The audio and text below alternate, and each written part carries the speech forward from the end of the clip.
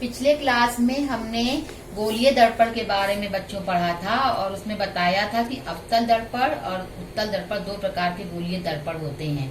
तो आज हम जो है गोलीय दर्पण से संबंधित कुछ परिभाषाएं बताएंगे। यहाँ पर आपको दिख रहा है अवतल दर्पण दिख रहा है। अवतल दर्पण कैसा होता है कि धंसा हुआ भाग जो है परावर्तक तल होता है, उभरे हुए भाग पर पॉलिश होती है, तो ये अवतल दर्पण है।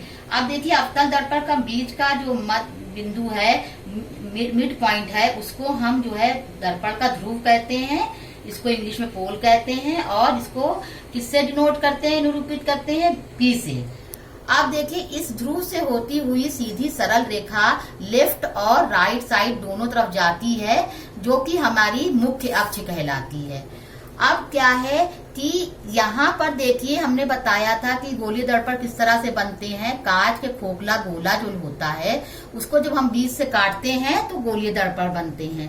तो कांच के जो खोखला गोला होता है उसका जो केंद्र होता है वो यहाँ पर मुख्य अक्ष पर है, वे पॉइंट C है, जो कि वो उस गोले का केंद्र है, जिसको हम वक्रता केंद्र कहते हैं। अब यहाँ पर ये वक्रता केंद्र हो गया।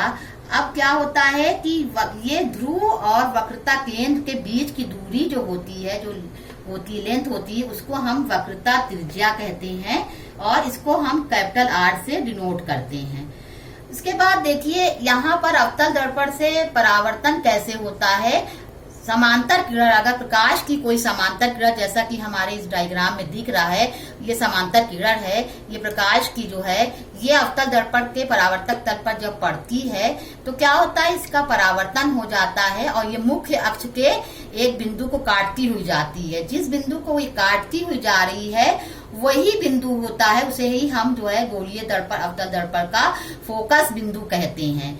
और ये फोकस बिंदु ये वाला पॉइंट हो गया, इसको क्या कहते हैं, कैपिटल F से निरूपित करते हैं और ये हमारा फोकस बिंदु हो जाता है। तो फोकस बिंदु क्या हुआ कि अगर जो है हमारे मुख्य अक्ष के समांतर अवतल दर्पण पर जो भी प्रकाश की किरण जो है पड़ती है परावर्तक तल पर, तो क्या होता है कि वो जो है परावर्तन होता है और परावर्तन होने के पश्चात जिस बिंदु से होकर जाती उसी को हम फोकस बिंदु कहते हैं। जैसे कि यहाँ पर डायग्राम में दिख रहा है कि बिंदु जो F हमने लिया है ये हमारा फोकस बिंदु है और फोकस बिंदु से ध्रुव यानी पोल के बीच की दूरी को हम फोकस दूरी कहते हैं।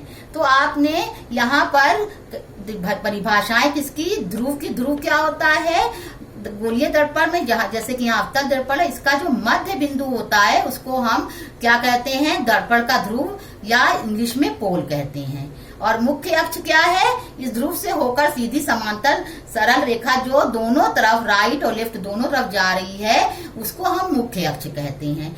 और गोलीय दर्पण जो जिस भी खोखले गोले का भाग होता है उस खोखले गोले का जो केंद्र होता है वो भी इस मुख्य अक्ष पर यहाँ है, कहीं ना कहीं है, यहाँ इस पॉइंट पर है, इसको हम जो है वक्रता केंद्र कहते हैं और ध्रुव से वक्रता केंद्र के बीच की दूरी को वक्रता त्रिज्या कहते हैं।